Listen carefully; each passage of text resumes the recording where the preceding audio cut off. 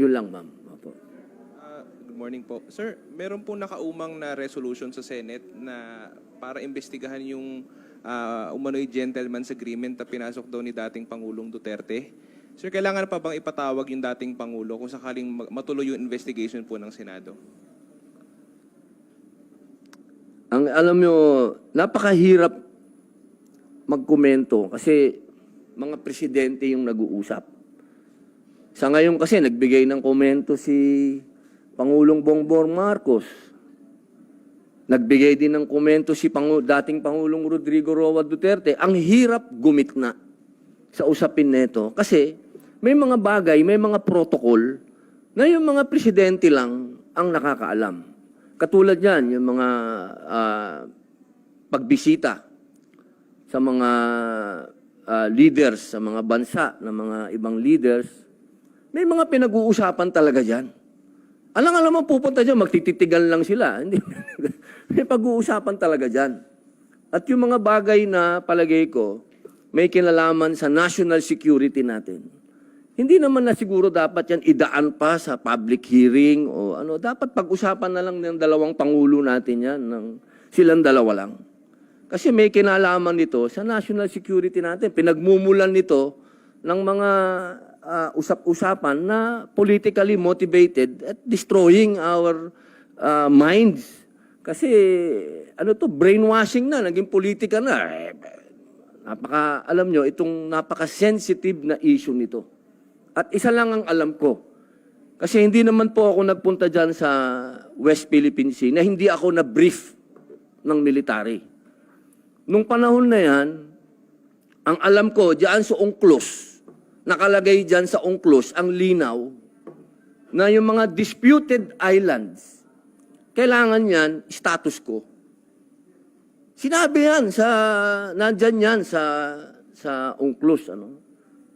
Kaya, nung ako'y nagpunta dyan, nung ako'y umikot dyan, naiintindihan natin kung ano yung pinagtatalunan dyan sa West Philippine Sea. Kaya ang linaw po na nung panahon ni Pangulong Rodrigo Roa Duterte, hindi naman tayo nagkaroon ng ganitong klaseng escalation. Ang nangyayari noon, kapag may nangyaring medyo mabigat, nadi-de-escalate sa kaagad. Ngayon lang kasi ito medyo lumaki na lumaki. Kaya sana kung mag-uusap si Presidente Bongbong Marcos at si Presidente Duterte, mag-usap na lang sila ng private. Hindi na kailangan idaan sa hearing at malaman pa ng China kung ano yung pinag-uusapan natin.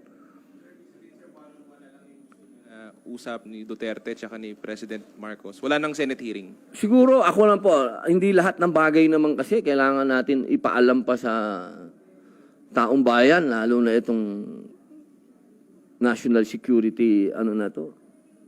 Siguro mag-usap muna si Presidente, yung dalawang presidente, at gumawa sila ng statement nila pareho para unity naman ang makita natin. No? Sa oras na to, ang kailangan natin, united ang mga Filipino, hindi tayo divided. Kasi nakikita naman natin yung mga ganap sa buong daigdig. Ano? Sana naman tayo mismo, mga Pilipino, sa oras na to, wag na natin masyadong bulaklakin ng politika kasi nasa bingit tayo, mga mahal kong kababayan. Kumbaga, nasa cliff tayo ngayon. Dalawa lang ito, tatalon ba tayo sa tubig o aatras tayo? Yun lang yun. Tatalon ba tayo ng sabay-sabay o magtutulakan tayo? Yun lang naman yan, mga kababayan. Kailangan medyo malinaw ang isip natin dito sa usapin nito. Malamig kayo kay dating Pangulong Duterte. Are you convinced dun sa sinabi niya na wala siyang isinurrender na part ng ating Philippine territory? Ay, opo, ma'am. Imposible pong may sinurrender. Dahil ako nga bagamat yun top secret, pero wala naman ng top secret. Alam na, pelikula na nga yung pinunta ko dun. Yung pinunta ko dun sa West Philippine Sea, siguro pagpapakita na yon na walang binibitawan na teritoryo ang ating mahal na Pangulong Rodrigo Roa Duterte. Kasi yun nga yung mission ko. Yun nga yung mission ko nung panahon na yun. paano na sasabihin na nag-surrender tayo? Ang mission ko nga nung oras na yun, palakasin ang loob ng mga tao dyan sa mga isla na yan. At hindi lamang tayo pinayagan ng isang kernel na makapagtayo tayo ng milisya. Dahil nung panahon na yun, yun sana ang balak natin gawin, pero kinontra ng isang army kernel. So hindi natuloy. So paano sasabihin na nag-surrender si Pangulong Duterte? Hindi mangyayari. Sir, dapat po ba mag-reach out si Pangulong Marcos kay former President Duterte? Since sinabi naman ni Duterte na open yung lines niya for President Marcos. Alam ko kasi meron talagang pagkakataon na dapat ang dalawang Pangulo nag-uusap. Lalo na yung katatapos lang ang termino at yung sumunod. Yan, ginawa na rin yan ni Pangulong Duterte nung naupo siya. Pinatawag niya yung mga dating presidente at tinanong niya tungkol sa West Philippine Sea. Siguro ganun din ang pwedeng gawin ni Pangulong Bongbong Marcos.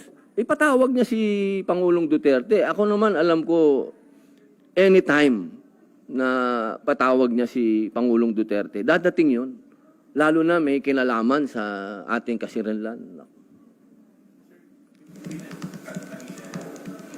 Nagkano ba naminaw ni former President Duterte na meron nga siyang kasunduan with China and then China insisting that there was indeed a gentleman's agreement na walang dadaling repair materials sa PRP Serapal. Do you think that desertion? Ako po kasi hindi ko po alam, wala akong knowledge sa pinag-usapan ni Presidente Duterte at ang Pangulo ng China. Wala akong alam. Ang alam ko yung nasa UNCLOS. Kasi kung yun ang basihan, ang sabi doon, malinaw na wala dapat maganap na sa mga disputed islands at doon sa mga low tide islands, yung mga tinatawag nila, low tide elevation, hindi dapat magtayo ng mga konkretong infrastructure. Nandun yun eh. So siguro, ako, kasi ayoko magsalita nang wala akong basihan. Hindi ko alam kung anong pinag-usapan ni Presidente ng China at ng Pilipinas. Ang alam ko yung UNCLOS. Siguro yun ang basihan nilang dalawa. Kasi ang nakalagay doon, bawal kang magtayo ng kahit ano sa mga low tide elevation at sa mga disputed islands. Sir, ayungin po kasi hindi na siya disputed since yung may arbitral ruling tayo na yung West Philippine Sea atin talaga yan.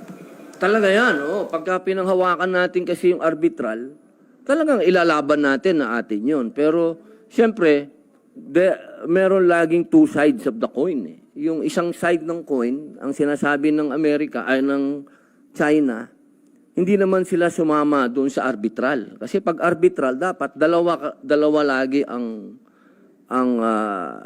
kumbaga, yung partido, dalawa. Nung nag-hearing at naggawa ng arbitral ruling, hindi naman na-involve ang China. So yun ang posisyon ng China. Sinasabi nila, hindi naman kami sumama dyan sa kaso na yan. So, sa atin, siyempre, lagi tayong babagsak sa international law. Di ba? Ano ba yung international law? Bumagsak tayo sa UNCLOS.